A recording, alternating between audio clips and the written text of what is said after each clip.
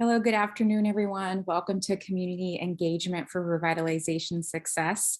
My name is Natalie Nava. I am the Program Manager with the Center for Creative Land Recycling. We're really happy to have you here to talk about how important community engagement is to this Equitable Communities Revitalization Grant and how you can get some great points on your application. If we could go to the next slide. So today we're going to be talking about the scoring, of course, and going in Flux so you can see, how you can answer the questions. And it's not just for community engagement, but there's also parts on reuse, readiness, and equitable development, as well as contracting. And really how we want to look, how you can make those answers so that you can reflect equity, in the whole design of your reuse journey.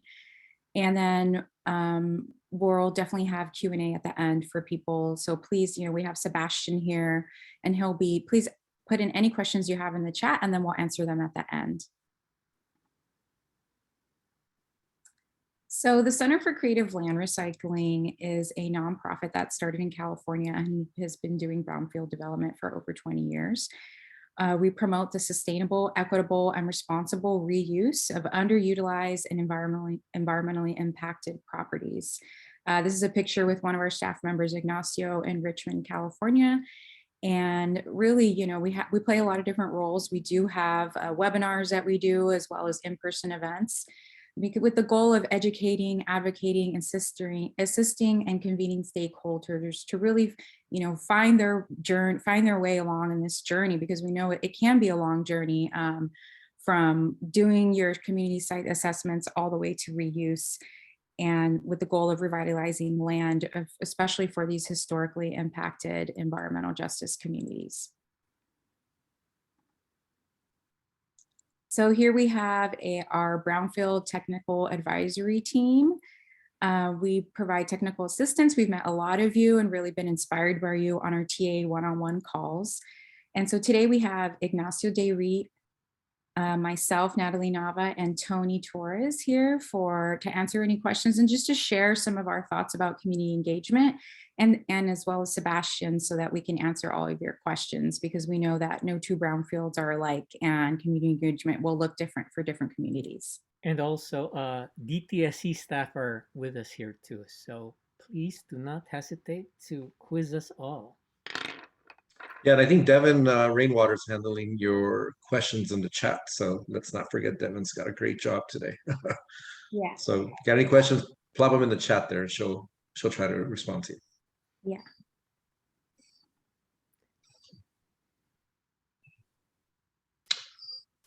Okay, this is my slide? Yeah.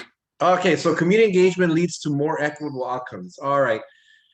So we all know that brownfields present opportunities to be inclusive and to empower. What does that mean? That means that generally speaking, your jurisdiction, your agency would more than likely be better off by involving your stakeholders in a planning exercise and a process that is inclusive, that gives them the opportunity to provide comment, that helps guide the process towards something that the community can have a consensus support on, right? Whether that's open space, whether that's housing, whether it's mixed use projects.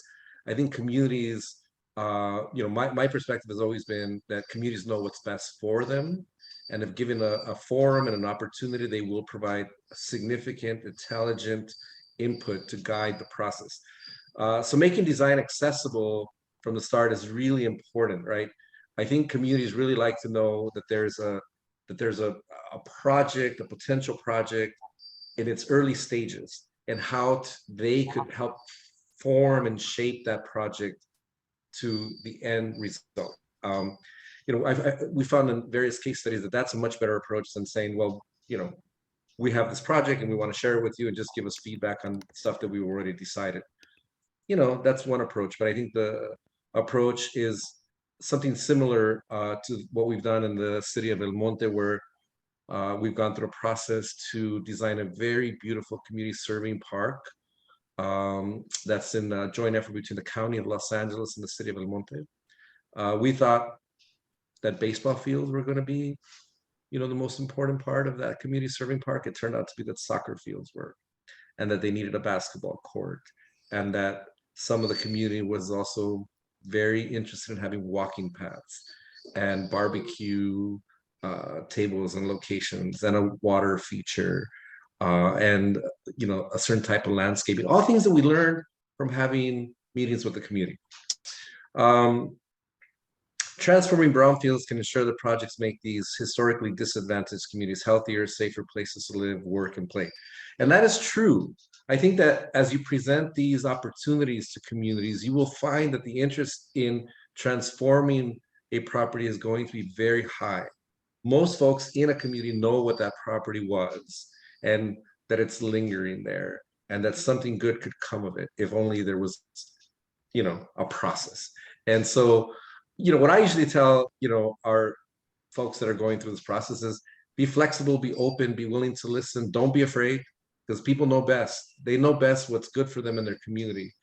Take on the challenge, set up good parameters because, some folks will say, I don't want a park. I want something that we can't deliver to them. So setting parameters is also really good, but really want to encourage you to take advantage of a process.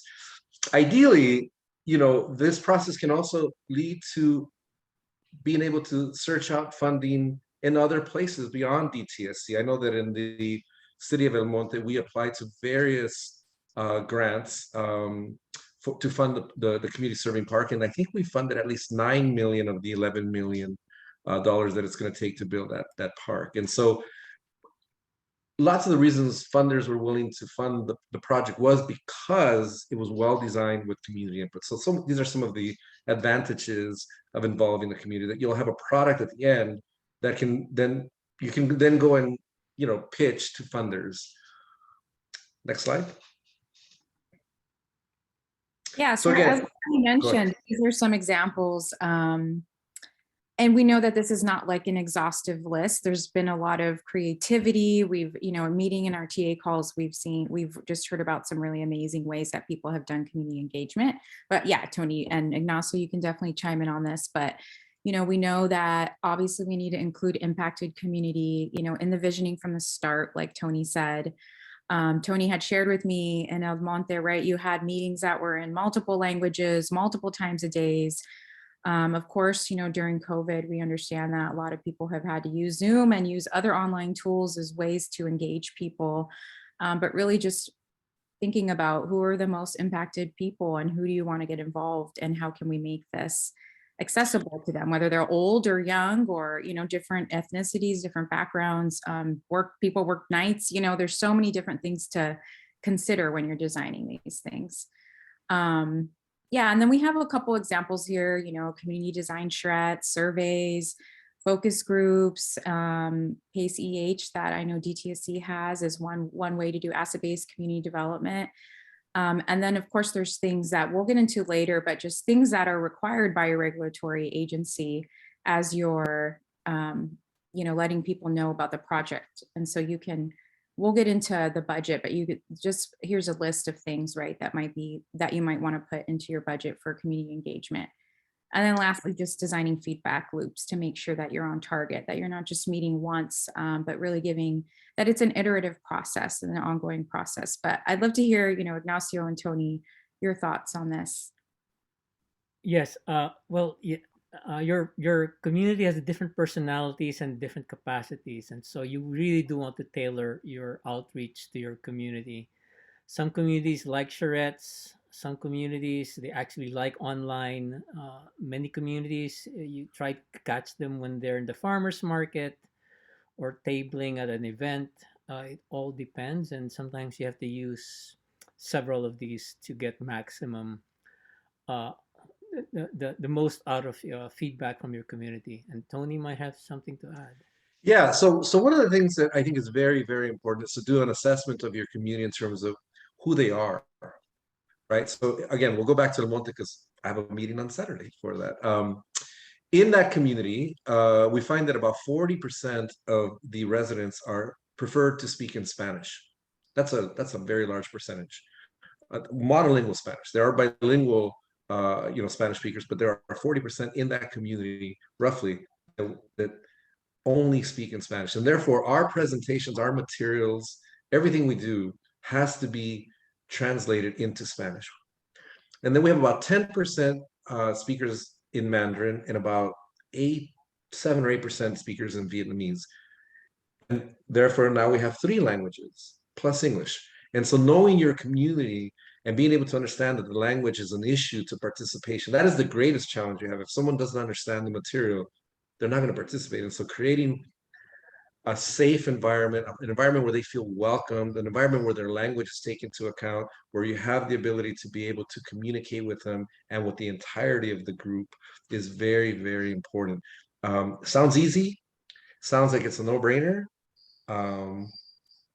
but I've seen it not happen in other places. So being mindful of who your community is very, very important. And then a couple other things, like the door-to-door canvassing doesn't have to be exhaustive or extensive, but it could be something where you're doing it because it's a way to reach a community or a segment of the community that otherwise wouldn't participate, right? The old knocking on the door, but a paper type survey, asking questions, providing input, providing doorstep education, inviting people to meetings. You'd be surprised that the old-fashioned way still works and people appreciate it, and they really find it as a respectful way to reach out to them because you're knocking on their door, reaching out to them, and they feel really respected by that. So that's a really good tactic and strategy to use in outreach. Again, some cities don't have the funding, some applicants don't have the funding, but if we're talking about effective strategies, these are some of the better ones. Thank you. So yeah, looking at the big picture here again, and this is actually relevant to the question that we just got on the chat, is that when is the right way to do when's the right time to do community outreach? And for some communities, when they say outreach, it doesn't just relate to brownfields. It's just basically everything they do. It's in their DNA that they always do outreach for whatever type of planning they do. While other communities, they only do it when they kind of have to, or the project makes it more competitive. Really, if you really have the community outreach baked into your system, you would actually be doing this the very first thing. And now you don't have to do all kinds of community outreach in the beginning, but you do kind of bake it in throughout the whole process, because your community changes, you have new people moving in, you have people moving out, and people grow, they mature, they get older, and the priorities change. Politics change, you have different council members, and so you really have to do this almost constantly. And when you're doing outreach, it's not just for a project, you just have to do it pretty much for get a pulse for the community and how they do things. And that's where brownfields come in, is when you're doing a brownfield, you have a foundation that you've done as a city, and you carry that forward throughout your project, whether you're doing a community-wide assessment for a brownfield project, whether you're doing a site-specific investigation or planning your cleanup and reuse. Those are all things that, again, if you have it in your system, you do. And if you are successful, you share that story, because that's what resonates with the electeds as well, and the communities, that when they see the progress happening based on the outreach, and the elected seeing that all these work well together, then it will become part of your system, and it doesn't become a second thought anymore. It's something that you have the community in mind whenever you're doing anything. And Tony, maybe you can add to this. I think you really nailed it there. I think starting early, starting from the beginning, creating consensus, creating a process leads to which is a very important part of this, and that is the goodwill of your elected leadership, because these projects do need the goodwill of the elected leadership, the mayor, the council, the city manager, the planning director, the planning staff. And so going through a process that involves the community, you're able to say to your elected leadership, folks really want this. This is the kind of project that they want. Whether it's open space or mixed use or housing or, whatever that is, right? You're gonna get to a process where you can show that it's not just a thought, but it's actual real data that you captured in the community about what the vision for that property could be, that brownfield property. So just echoing what Ignacio said, it's very important to do it from the beginning and to make it a custom and make it part of the way that you in your jurisdiction operate.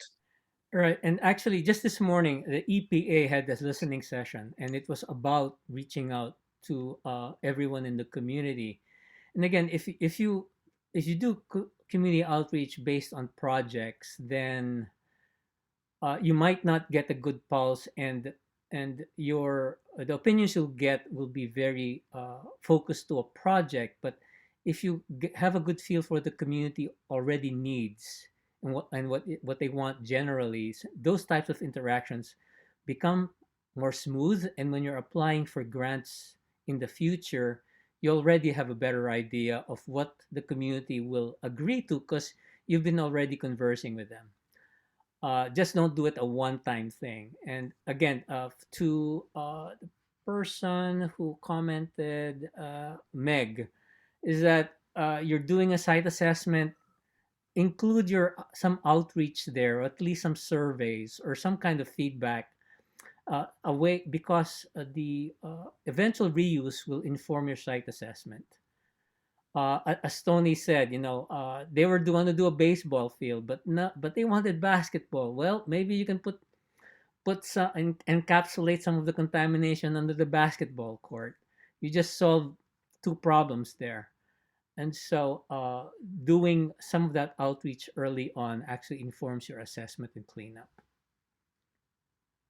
Good. Okay, we're going Okay, to the next slide. so we'll go to the nitty gritty here now. So this is the scoring.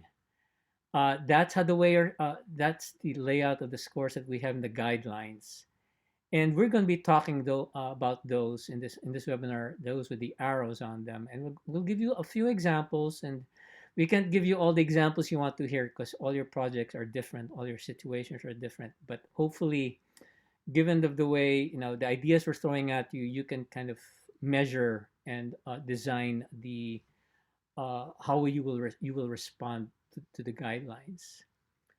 And just for I'll go through this very quickly. But again, the scoring, I just put all the text out here.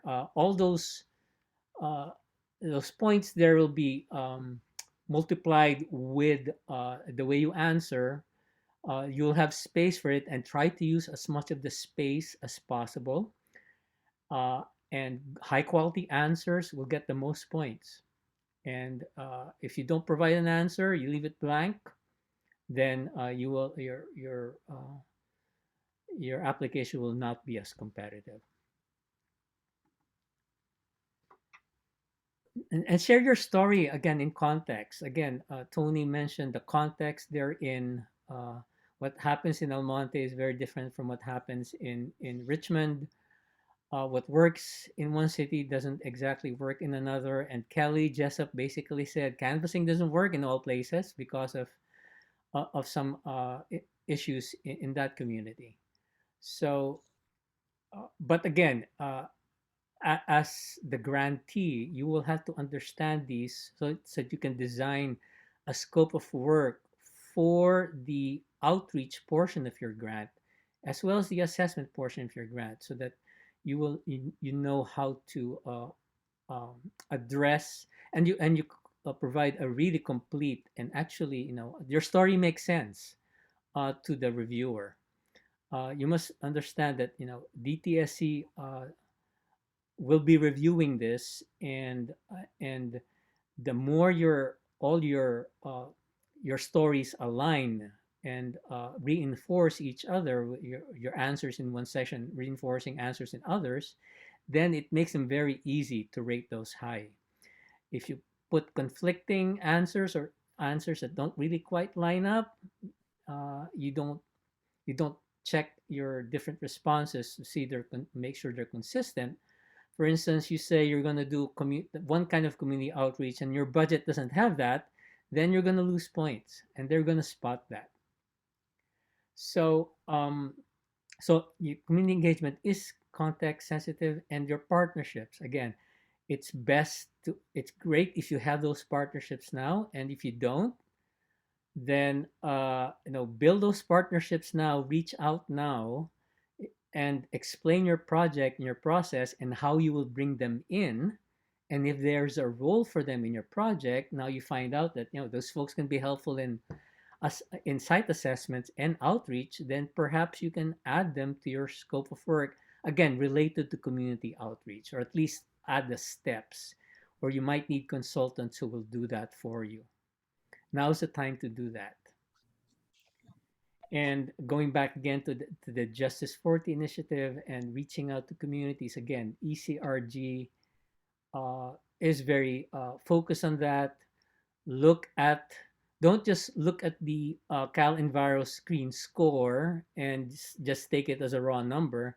There are there's analytics behind that. So look at what uh, that Cal Enviro screen score is composed of, because there you'll find there that the community might be exposed to certain type of contaminants. Their vulnerabilities are show there. Linguistic isolation shows up there, and there are other tools you can use to uh, to assess really size up your community if you really haven't yet. And just don't rely on Cal Enviro Screen. There are other tools out there, so don't just limit yourself to the tools we provided. The tools we provided are pretty good, but if you really want to be competitive, you can look outside the resources you've been provided. And for community engagement, there's what you've done in the past. So you can't change that. It is what it is. But you're going to be asked that. And think back to what really applies to your project. It may be that the park you're proposing showed up 10 years ago, or 20 years ago, or 30 years ago. That's good to identify. So you have to look back at past plans, past activities that your community did, and perhaps your project was already included in that. And of course, proposed, if you think it's fallen short, then make up for it. But for those that are very progressive and really reach out in every way possible to different sectors of the community, whether they're the schools, the churches, the seniors, homeless shelters, other places. That's the best way to get the best out of outreach. And again, if they're relevant to your project, then consider adding those into your scope of work. And here's another example of that. There's community engagement that's required. Cities require this. The regulatory agencies require that. It's basic. It's part of statute or part of policy or part of regulation. You have to do that. But there's going above and beyond, and that's all those other those aspects we've models that we've discussed, and we'll get more into that later. I'll just have a few ideas on the slide for you. Yeah, and then again, an example of how this works out for a regulatory agency and DTSC. Not all regulatory agencies are the same, but DTSC does require a baseline community survey, a community profile, and a public participation plan, notices, and it's all on the slide.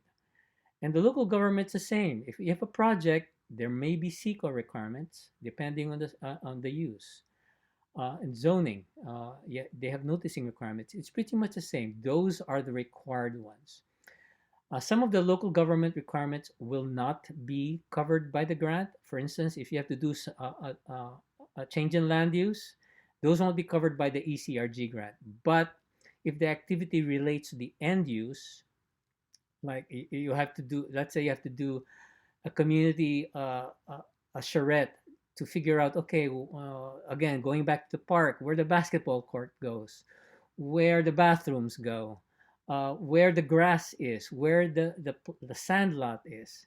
Those are actually will relate to where eventually you have to do sampling, and where you might have to dig more And those are somewhat related to your assessment and cleanup, and those would potentially be eligible for under the ECRG scope of work. So point those out. Just don't wholesale say, undo schematics. Well, your schematics might not be relevant to the assessment and cleanup. So make that clear to DTSC. Now I'm going to shift a bit to contracts. Uh, uh, you will be required, the grantee, to make your contracts competitive for those that are $10,000 or more.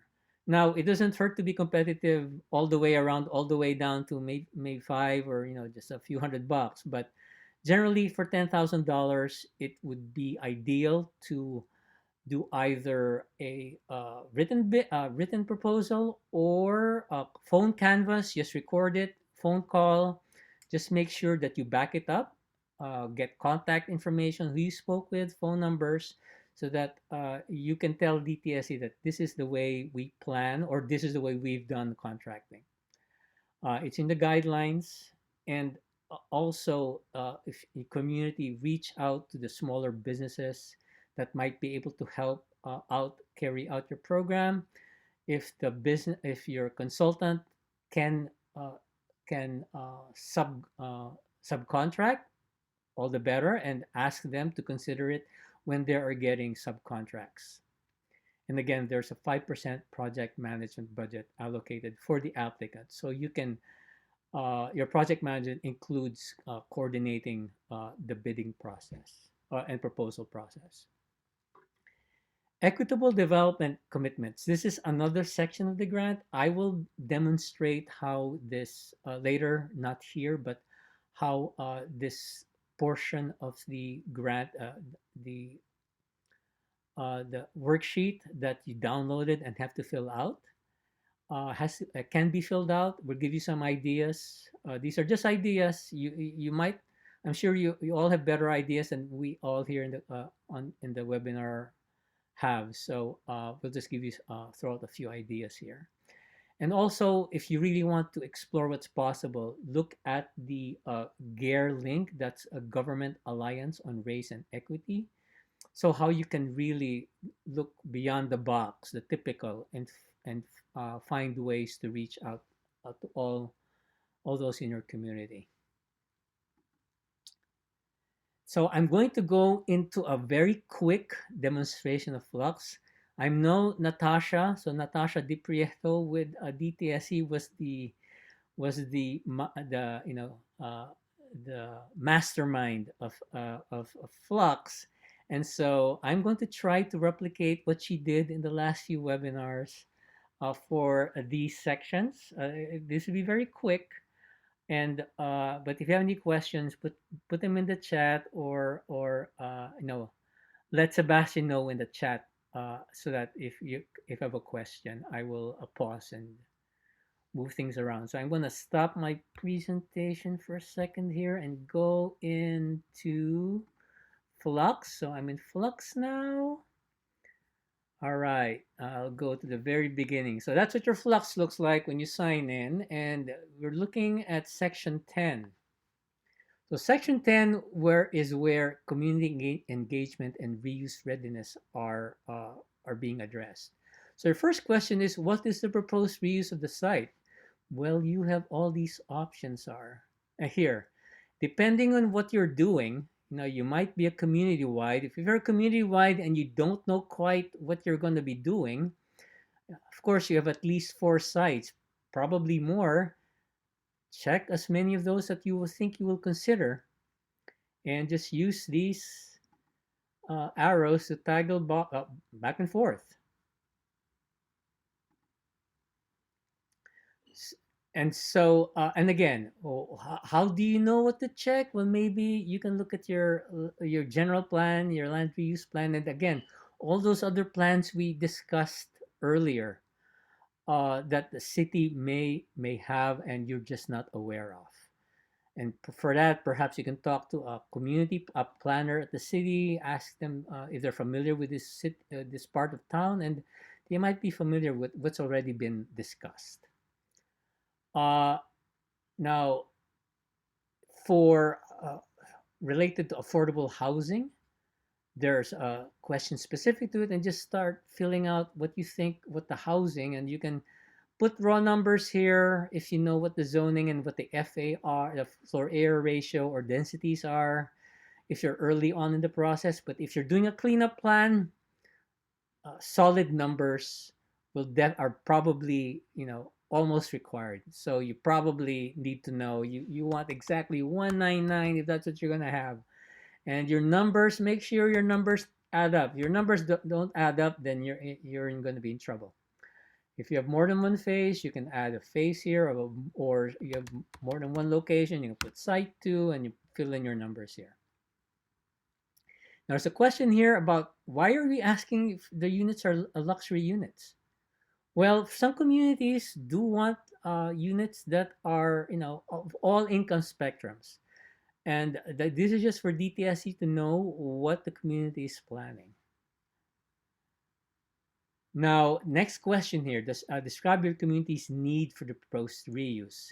Here again, need. How do you determine need? Well, again, go back to what you know from the community. The better you know your community, the better you know what they need. And these are also reflected in the general plan or a community plan or a housing needs assessment or the regional housing needs assessment or a park plan, whatever you have. And of course, depending on your need, you can do your own research. CClear can help you think those out. For instance, if you really need a park and your city doesn't really have prioritized parks, you can go to there's a tool in the web called Park Score, and you'll find out how underparked or maybe your city has a good has accessible parks. There are many ways to determine what your needs are. And as far as the plans that follow this also have some ideas of the kind of plans you can consult. Next question, what is the current zoning of the site? And next after that is actually land use designation. If you're not a planner, you probably think these two questions are the same. They're actually not. The zoning designation actually is a very specific, it's almost like a code. For instance, I have a CI4 here, which is light industrial, which allows some commercial or associated office use. That is a zoning designation. But a land use designation is more for general. General plan to basically say, this place will have housing, this neighborhood will have mixed use, this neighborhood will have commercial or industrial. Those are just for information, but you do want to fill those out. And you can also find out, you're also being asked whether your site or sites are in any of these zones or any zones that are not already. I think you can add, if the kind of zone you're in isn't listed here, you can add that in the additional information. Now, has the community been consulted by the current development team regarding the proposed reuses? Here again, if you had, the more recent it is, and the community has been consulted on the reuse, put those down. That's where, again, if you're tied in with the community, you know what's been going on and what's been discussed. And again, you might have to go back, do some research on what other plans the city has had. But of course, the more recent, the better. And it's very important that the local government buys in. Of course, they're the approving agency. Or if you're the local government, then you want to know that your whole city council and your planning commission are on board and they've been consulted and have discussed this. Now, community support is very important. The more widely supported your proposal is, the better. And the grant asks for a 5. I think you can add even more if you have more than 5. Put in a role. So you got names here. I didn't put an email addresses because these are made believe people, but a chamber of commerce, maybe a local non-government agency, churches, community groups, grassroots, advocates, and their role. I mean, you just don't want rah-rah people, but if you have a community champion, that's great. If the chamber is going to provide a meeting space, add that. If you're going to help with outreach, put all the roles they can put in there. I don't know what the text limit of this is, but um, fill out as many of these roles with as many of people as you can as possible. If you do have letters of support from these people or from these groups, you can attach those in section 12. And these are the type of activities. Look at all these ideas for activities. It's been laid out for you here already. The most of this, and of course, you just don't list them just for the heck of it. You have to explain why these work, what you'll use the most, what suits your community's situation. We're not saying that you have to do all of this, but the more that is helpful, the better. And again, and then you can explain exactly why you're putting asset-based community development models. You have to explain it in the box provided. Now, translation.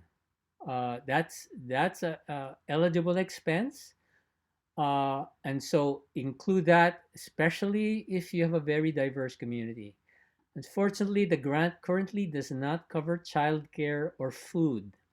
And if you need that, if you're going to have evening meetings, then you can mention that. And unfortunately, you'll have to find other ways. Perhaps you can do a potluck, or you can have a donation from some of these folks. In perhaps these folks can help you donate food or provide childcare.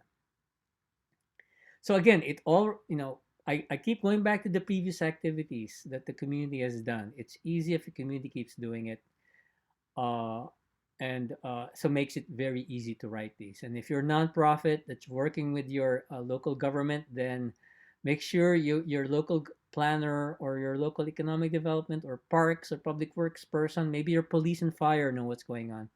Ask them. Community engagement documentation. Any documentation you have. If you have a park plan already, upload it or provide a link. All those documents that you will reference. And again, there are other, you can use other measures of community inequity that isn't covered by Cal Enviro screen. I put a couple of examples here. For instance, if your community doesn't have health access to healthy food and you're providing either a space for a farmer's market or a community garden, or you're actually going to put in a mercado or a store, then put those in and you can back that up. Say your community is a food desert and the USDA has that measure. I mentioned the park score.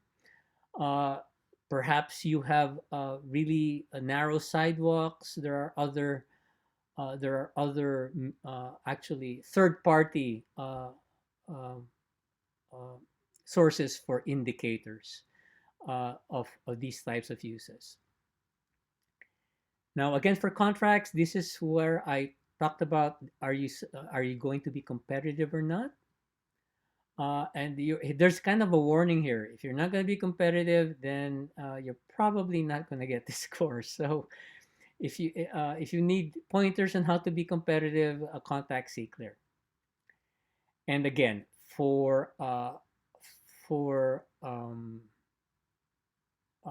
diversity of suppliers, it is not a requirement, but it is highly encouraged. And if you don't have them already baked into your system, cities sometimes have this. Uh, and if you don't have formal regulations, then you can say you're willing to adopt them. Again, section 12 is a section where you can upload documents. So you just keep on clicking and go to you can drag files into this box for any of those documents you need to upload. And I think you can do it here also in section 13. And equitable development grant commitments. This is that magic table that we had here. Are you willing to do these commitments? It's a yes or a no. And I'm going to minimize this and go to the other table. If you can see that, that's that table you downloaded. And again, as a reminder, there are three tables that this is one attachment with three tables. Fill all these out. If you don't fill this out, you are guaranteed not to get this grant. So fill this out. And here are just examples of how to fill it out. For instance, for for if you have a commercial industrial reuse, you can use full-time jobs as a metric. Your metric will be full-time employment. Your reporting, you can offer DTSC any reporting you want. Now jobs change over time, so you probably want to do this over a longer period. So you can tell DTSC is informed how you're successful over time your project is, when you will start, and how many you expect, how many full-time jobs you expect. Now, if you have a cleanup grant, this is probably more baked.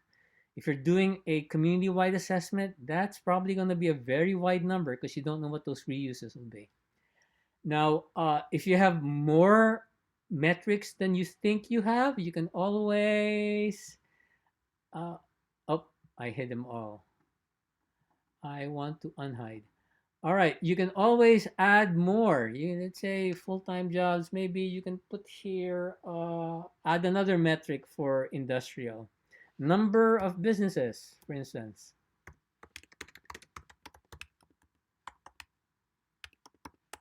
You can do that too.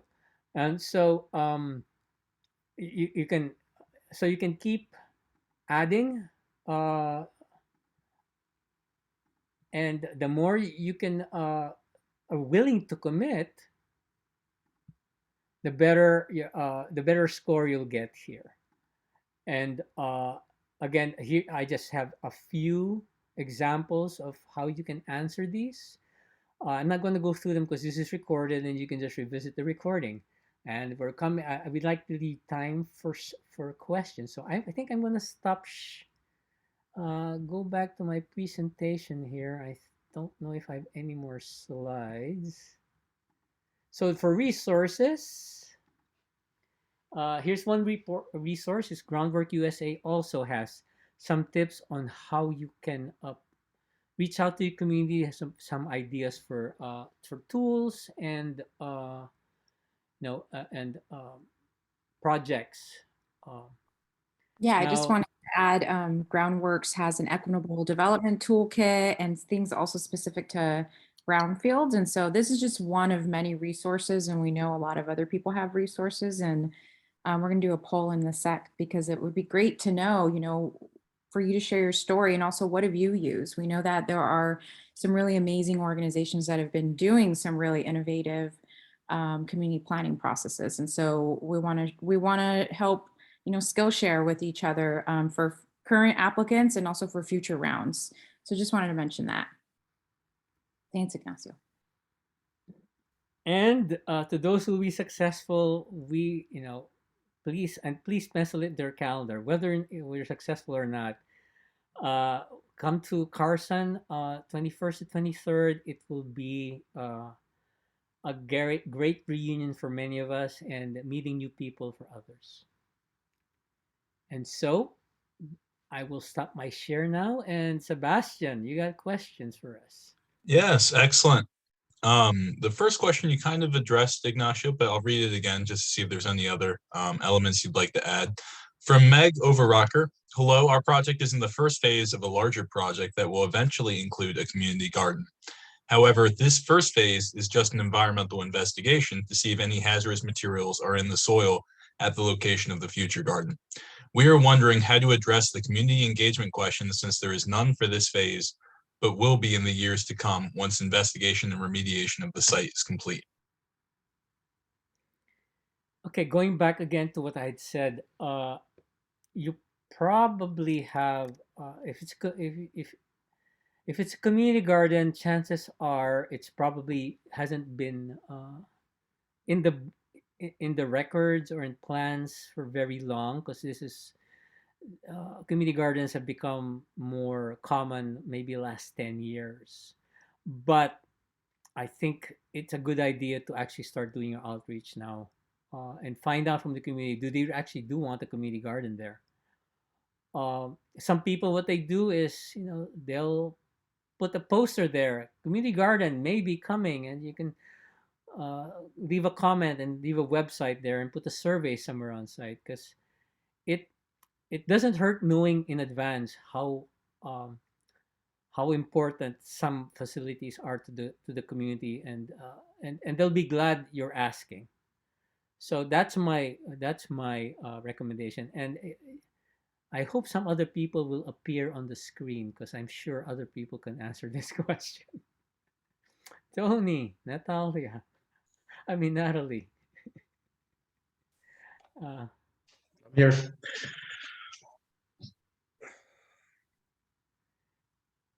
and yes, and Miriam, of course, knows. Again, the cleanup and assessment are driven by use. So if you know what their use is early on, the better you can plan your assessment and cleanup. Yep. Well said, Ignacio. I think, you're sort of just adding on to your point before, that the right time to do community engagement is really now, whatever point you are in the project, and just to, keep it going as a process, right? LaDonna, I see your hand up. I think we're going to try to address the questions in the chat. So if you do have a question, I would encourage you to submit it. We're going to move to Isaac Bravo's question now, who asks, what if the community outreach data is old, over 5 years, but we have a specific plan for the area where site cleanup is needed, but the specific plan is still in effect?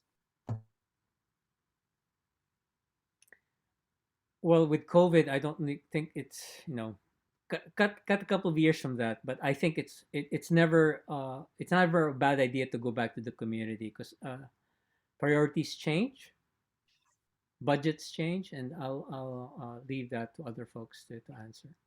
Yeah, also elected officials change over a period of 5 years. So what might have been a good idea at that point may be different now. So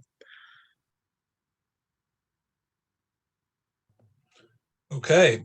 Kelsey Jessup asks, are partners for the project considered advocating entities?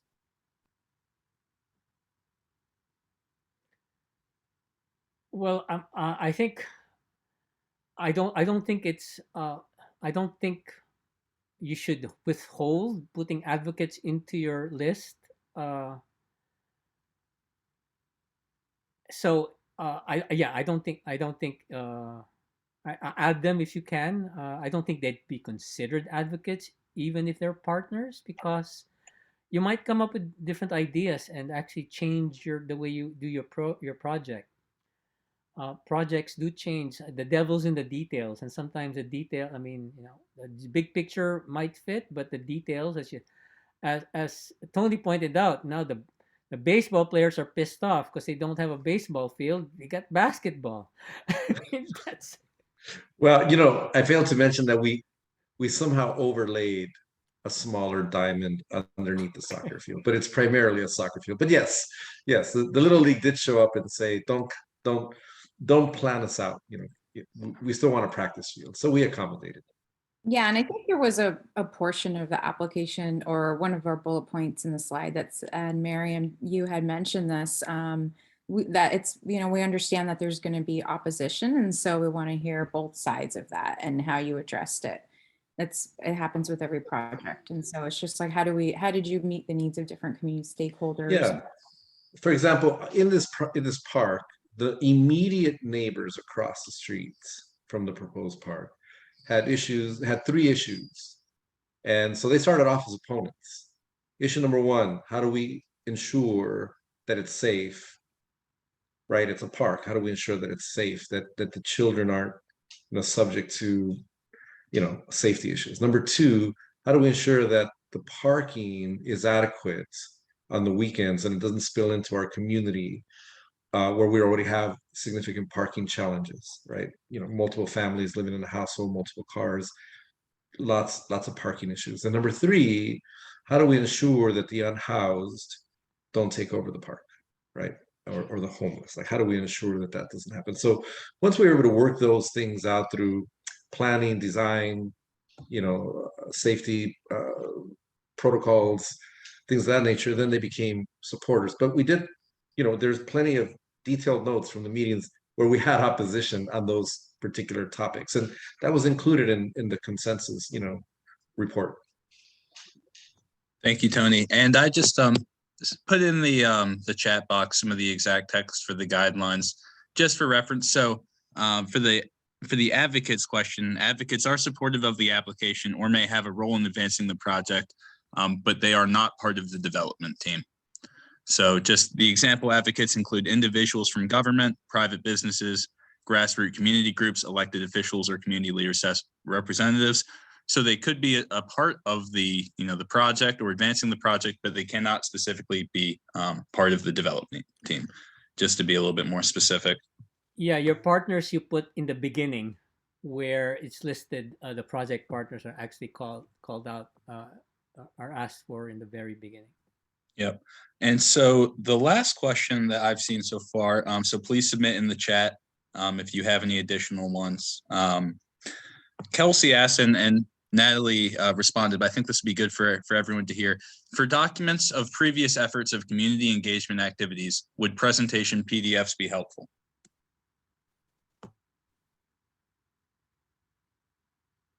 Yeah, I added that, there is in section 12, you can upload different documents, because we have gotten questions like, oh, we have letters of support that we want to add, or we already have, grant narratives and that are very succinct and go into detail and have photos and things like that. And so, of course the team will be reviewing everything, but Miriam, I don't know if you wanted to add that. I just wanted to share that because I know that community engagement looks different, and it's going to be look different if you're a tribe, doing community engagement, or you're a city that has contracted with a, community benefits organization or community not community benefits, local community organizations that have strong ties to the community.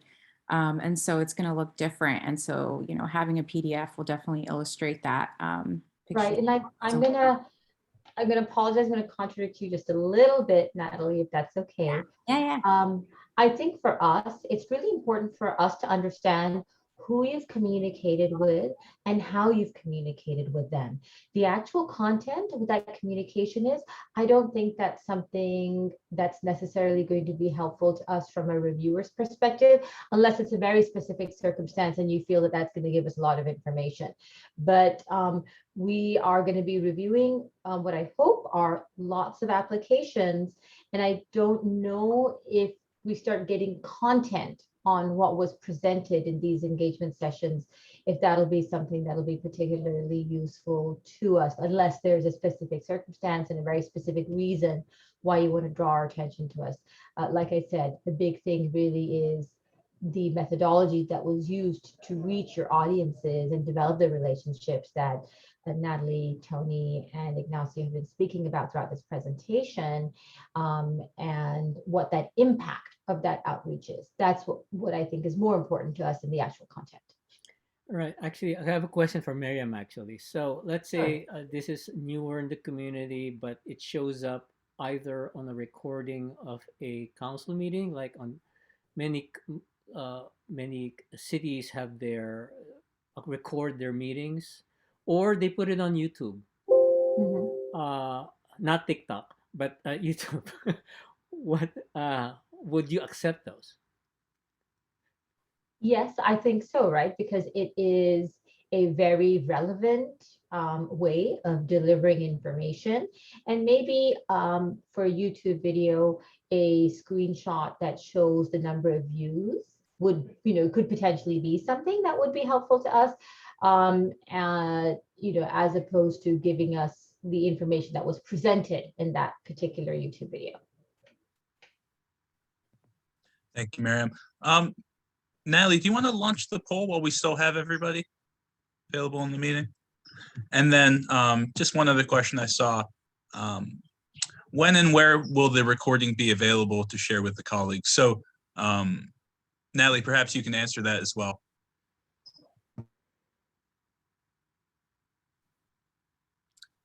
When and where? Oh, we'll have the recording. It probably takes about a day. So I would say by Monday, we'll be able to send all these recordings out to anybody who's registered, and it'll be on DTSC's website as well. So the recordings and the slides.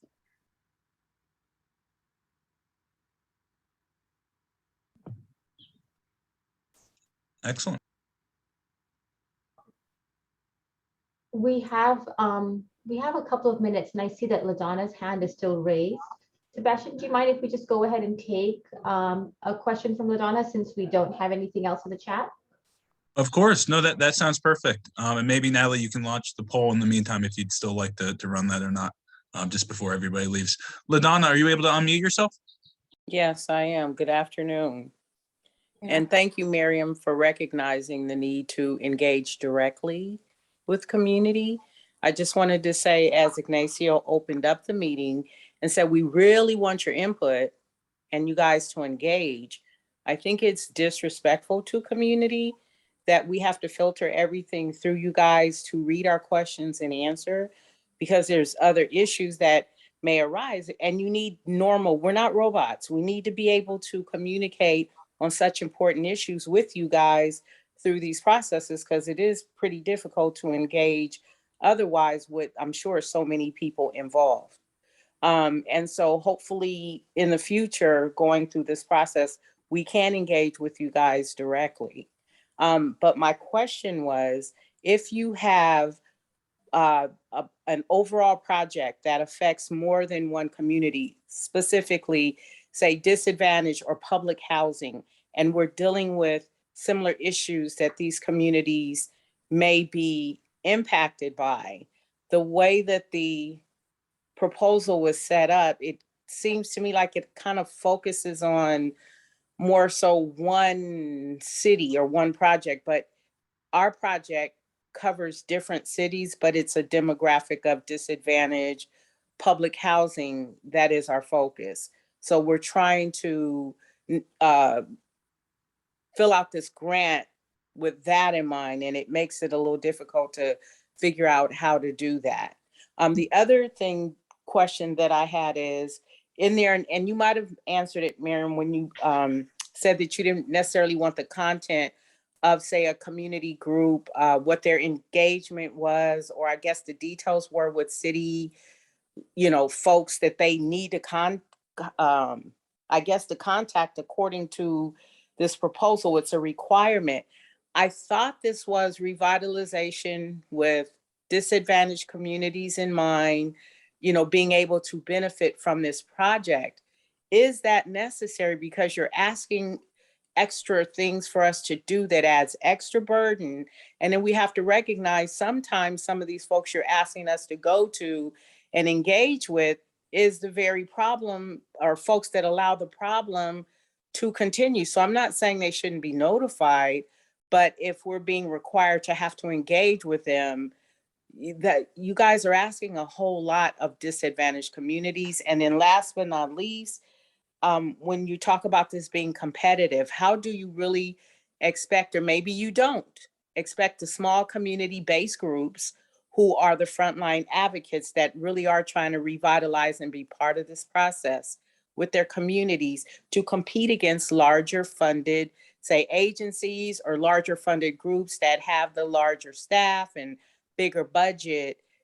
This process seems to be squeezing out the little person or the little community-based groups. Thank you.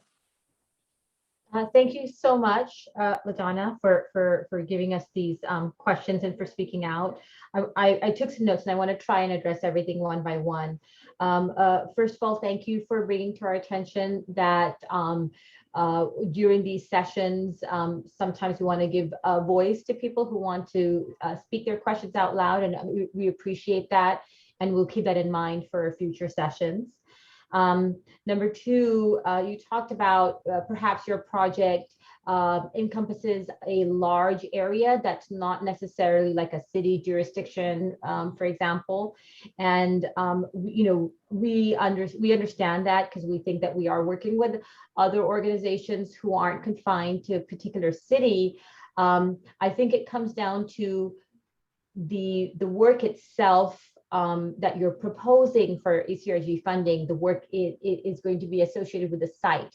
And so that site-specific information is really important. Now, if the engagement with that particular site or the reuse for that site has encompassed a larger area that's outside of the bounds of a city, then I think that's important for us to understand and for you to include in your responses. And I think that's something that we definitely will be receptive to, because we understand that it's not bound, like these issues, for example, access to housing is not necessarily bound to just one site. It's more of a universal issue. So I think that is something definitely that we can be open to in the application.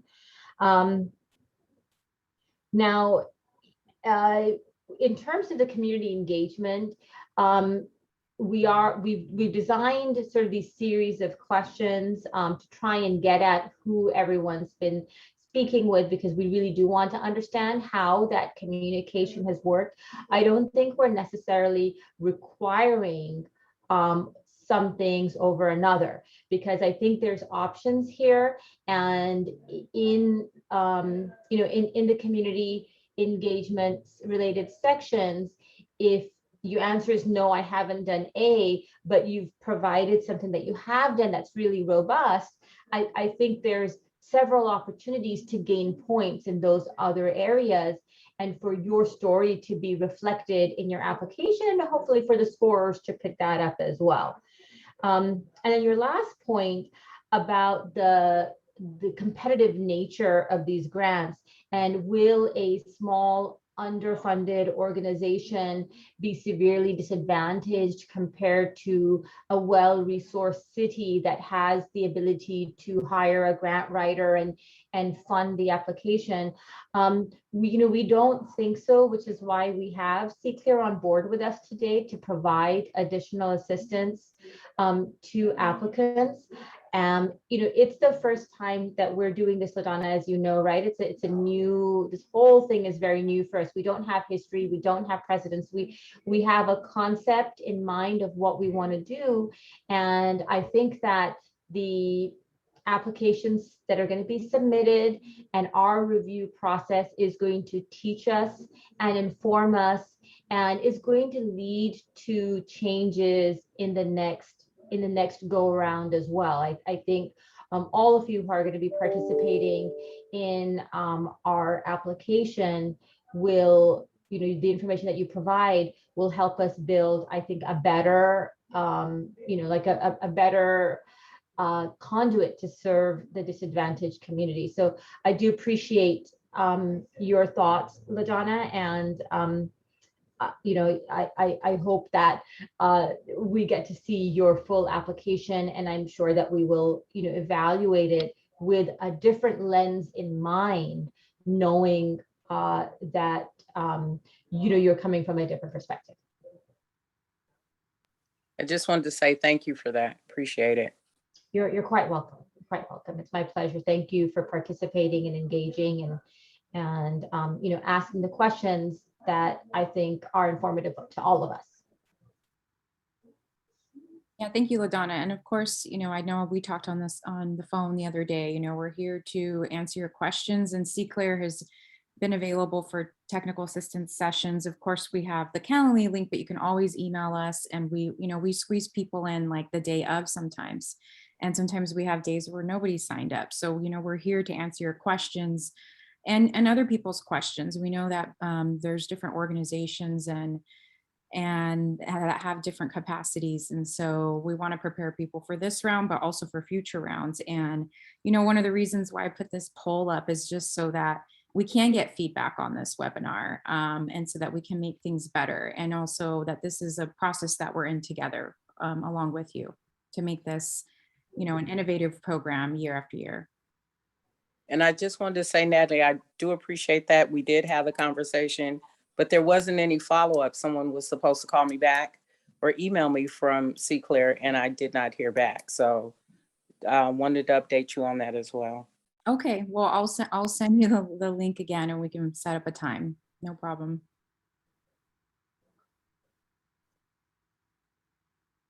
wanted to share the results of the poll really quick. So thank you everyone for joining. We really appreciate your feedback. And yeah, we'll look forward to making these, these workshops designed better and better to get your input and to provide you all with being successful. It looks so far like we had about 15 people. There were 25 people on the call that said that this webinar was helpful and helped them answer the questions. And 2 people that still need some guidance in creating a budget for their community engagement. So I have those names, by doing this poll, and someone else who, had a unique situation. So we'll follow up so we can get those scheduled and help you all, since you have a few weeks for this round. Okay, so I'm going to stop sharing this. Did anyone have any other questions? We really just hope to see you for at the California Land Recycling Conference. That's also going to be a resource for people. And we do have scholarships, you can fill out applications so that people can join that and meet a lot of other people that are on this journey, and we can support each other in making this successful for the sake of all the environmental justice communities across California. Okay, well, I will end this then. Thank you everyone for coming. Thanks everyone. Bye-bye. Thank you.